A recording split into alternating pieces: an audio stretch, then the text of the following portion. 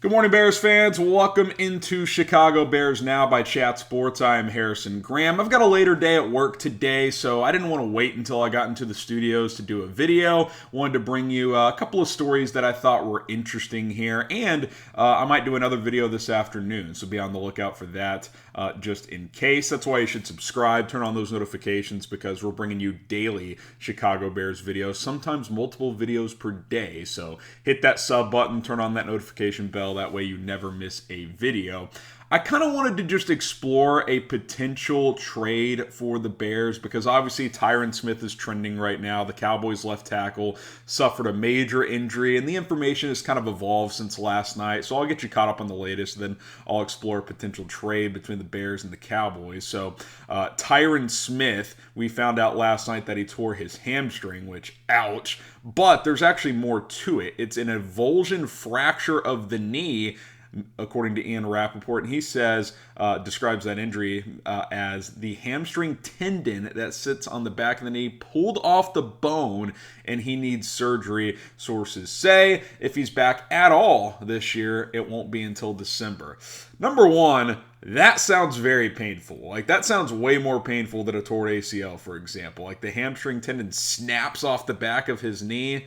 Yikes. Tyron Smith has had a lot of nicks in his career. He's been banged up a lot, but gotta think this is the toughest injury he's had. But the reason I think this is relevant, at least potentially for Chicago, is Dallas is trying to contend this year, and now they've got question marks at left tackle, a critical position to protect Dak Prescott. I present you Riley Reiff, Jerry Jones. Listen, I don't know if the Cowboys are interested in Riley Reiff, but when it pertains to the Bears, I don't think, as of now, barring, a disastrous performance from Larry Borom or Braxton Jones in this final preseason game, I don't think Riley Reiff is going to start for this football team. I think he's in line to be the swing tackle for Chicago, which, let me just preface, is still a very important role. Like, I am not actively looking to trade Riley Reiff, but what if the Cowboys come calling like, yeah, we'll throw you a 5th-round pick? I'm not saying that's great value, but what do we know about the Bears and where they're going? Number one, Ryan Poles values draft capital, wants to build through the draft, and keep home develop talent in Chicago. So he wants to have as many, darts that he can throw at draft picks that he can to hope to hit on some and to develop those players. If Riley Reiff, who's on a 1-year deal, doesn't start for this team and the Cowboys are like, yeah, we'll give you a 4th or 5th round pick, are you telling me you wouldn't at least consider it? I'd have to at least consider it. Now, obviously, that would make you thin at tackle, and maybe you would have to go pick up a cheaper swing tackle option in free agency or on the waiver wire or whatever. But if you got a draft pick for a guy that signed a month ago, I think that would be at least something to consider. Now, again, I'm not saying Dallas is going to show any interest in Riley Reiff. They're probably going to see what rookie offensive lineman Tyron Smith can do. He was in a competition at left guard, but he played at left tackle in college. I would guess he gets the first crack out there. They've got some swing tackle options that could plug in. But the fact that Tyron Smith is going to miss 3 or 4 months, maybe the whole season, and Dallas is trying to win right now with a veteran quarterback in Dak Prescott, I don't know if it's just as simple as, yeah, we'll just plug and play Tyron Smith. Sure, they could go sign Eric Fisher. They could go sign our old pal Jason Peters, who played well last year. But I wouldn't completely rule out the possibility of a Riley Reiff trade. Now, if you were Chicago, I'll ask you guys this question. Would you trade Riley Reiff to Dallas if it was a 6th-round pick or better? Let's say 4th to a 6th. Obviously, I'm not going to do it for a 7th, but if you got a 4th, 5th, or 6th, would you do it? Type Y for yes, type in for no. Let me know in the comments, would you trade Riley Reiff to Dallas for a 6th-round pick or better? Again, I would at least be open-minded to it. If it was a 5th or better, I would absolutely at least consider it because I don't think Reiff is going to start. I just don't. And this Bears team, yeah, it hurts your depth for this year, but you got to be thinking at least a little bit long-term. Like, sure, if you trade Reiff and Borom suffers a major injury or really struggles, like, yeah, you're going to be like, oh, well, Riley Reiff could have helped us here. But at the same time, I don't think the Bears are operating as if they're going all in on 2022. I think that's pretty clear. I think they're going to try to win. I think they've added enough pieces that they want to be competitive, but I think they are thinking 2023 and beyond as well. So again, the value of getting a draft pick for a guy you just signed a month ago before training camp, I think, is at least something to consider if you are the Chicago Bears. So we'll see what happens here. I just kind of wanted to explore this possibility with you guys this morning when it comes to the potential of a Riley Reiff trade to Dallas. I wouldn't give it a high probability, but it's a veteran tackle that has played on both sides of the line and has played most of his career at left tackle, and Dallas is trying to win right now. Can't at least rule it out if you are the Cowboys and the Bears. All right, I did want to hit on this fraud Mike Martz as well, as he called out the Bears, Justin Fields, and the team, and yada yada yada. I'll read the quote here and then I'll just react. And let me just first say this. I tweeted this out yesterday and I stand by this. I don't give a damn what Mike Martz thinks about the Chicago Bears. He's a boomer at this point, and he ran what's his name out of Chicago, Greg Olson, couldn't think of his name there for a second. Mike Martz, how old is Mike Martz? Mike Martz is 71 years old, so his opinion is relevant to me. But I'll read his quote and then we'll react. Here's what he said via the 33rd Team, which is kind of a new outlet that has launched recently. Quote, Fields is a guy that makes a lot of mistakes and is not particularly accurate at all times. He's not a quick read and react guy, and he's on a horrendous team. But I don't know if I've seen an offense that bad in talent since the 0-16 Detroit Lions in 2008. They just don't have anybody there. It's a bad football team right now. When you put a guy behind a bad offensive line and you have no talent at wide receiver and you just tell him to go make big plays, he's going to learn bad habits. You start doing stupid stuff just trying to survive. I also have big questions about whether he can really react fast. I think he's a talented guy as a passer, but you don't know how to evaluate him because he just doesn't have anything around him. This is just so off base, it's not even funny. And let me also say this.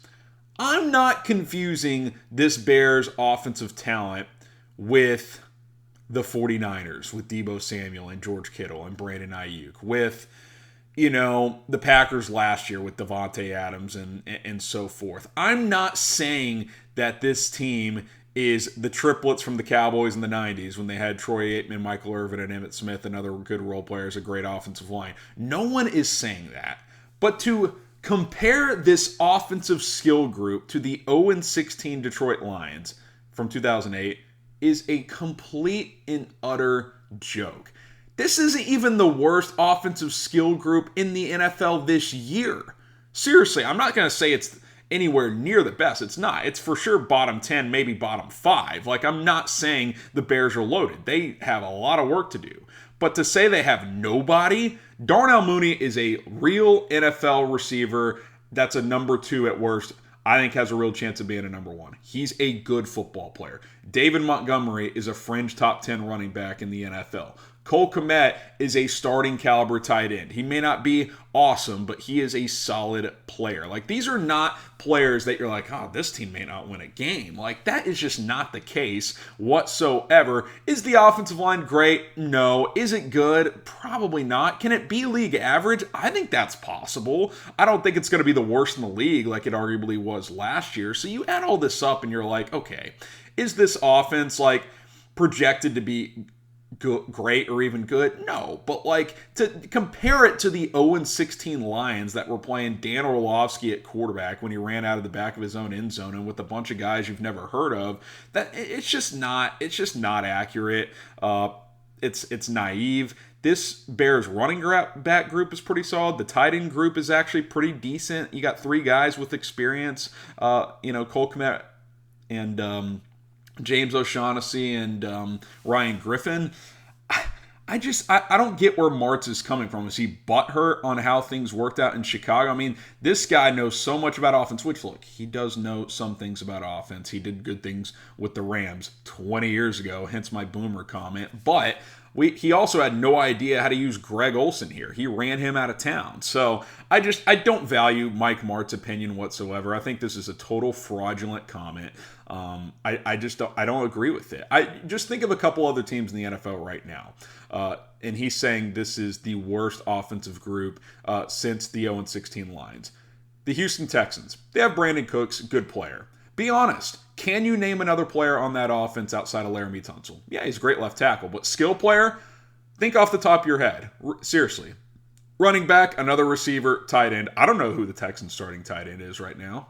Like, you know what I'm saying? The Falcons, yeah, they've got Kyle Pitts, good player. Drake London should be a good rookie, but London's done nothing in the NFL, okay? The Falcons running back room, yeah, Cordell Patterson's a nice player too, but like, that's not exactly world-renowned either, and that's just a couple teams off the top of my head. The Bears aren't even the worst offensive talented group this year, much less since the 0-16 Lions. It's a fraudulent comment. Type F Martz in the chat if you think Mike Martz is a total fraud, because I don't agree with him. I'm sorry. I just don't agree with him. Now, again, I'm sure a couple of you guys who have been, you know, Larry Lapper, who I love because he disagrees with me and we can go back and forth and have civil conversations. I'm sure he'll say, you know, he'll agree with Martz because he's more negative on this team, and that's fine. Look, I feel like I've been pretty fair and said this wide receiver room after Mooney is very questionable. This offensive line is definitely very questionable. We don't know about Fields yet. I'm high on Fields, but he still has to prove it. I've said all of that pretty consistently, but to say this is the 0-16 Detroit Lions offense, that's, no one thinks the Bears are going 0-17. Like, it's not true. It's fraudulent. I think Martz is just trying to get a clickbaity headline, and hey, it works. We're talking about it here on Bears Now. So I guess what he went out to do was accomplished. But F Martz in the comments. I don't think this is accurate whatsoever. I mean, this is a direct quote. You have no talent at wide receiver. Darnell Mooney is a very talented wide receiver. And, you know, Velus Jones is a talented player. Now, he's got to prove it, and you've got other guys who have to prove it, but Mooney is at least somewhat established. Montgomery is established. Cole Kmet, it hasn't done a ton, but he had 600 yards and 60 catches last year in a garbage offense. He's done real things in the NFL. Like, you've got players on this team. Khalil Herbert ran for over 400 yards as a rookie in limited action. Like, you have players that would play for other teams. And when you compare a team or an offense or a certain skills position group, etc., to an 0-16 team, you're telling me that these guys couldn't play anywhere else. And I just don't agree with that. I'm sorry. I don't agree with it. Mooney would start for most teams, if not all teams in the NFL. Maybe not necessarily as a number one, but for sure as a number two. Maybe in a couple cases as a number three for some loaded teams like Tampa Bay, for example. And again, I'm not confusing the Bears' offensive skill group to the Buccaneers. No one is saying that. But 0-16 Lions, total fraudulent comment. All right, that's it for now. I know I kind of rambled on Mike Martz there, but keep an eye on Riley Reiff, not only with the Bears, but as a potential trade candidate for another team who could use an offensive lineman. Obviously, the Cowboys need one, and we'll see if he ends up starting here for the Bears, but I think it's going to be Braxton Jones, Larry Borom at tackle, and then I think Tevin Jenkins is going to start as well at right guard. Obviously, those guys are going to get to play about the first half this weekend. All right, we're going to sign off here on Bears Now. We'll probably hit you with another video this afternoon, but if not, we'll have another video tomorrow on Friday, and then preseason game number 3 on Saturday. Should be a lot of fun. All right, guys, I'm signing off. We'll see you soon here on the channel.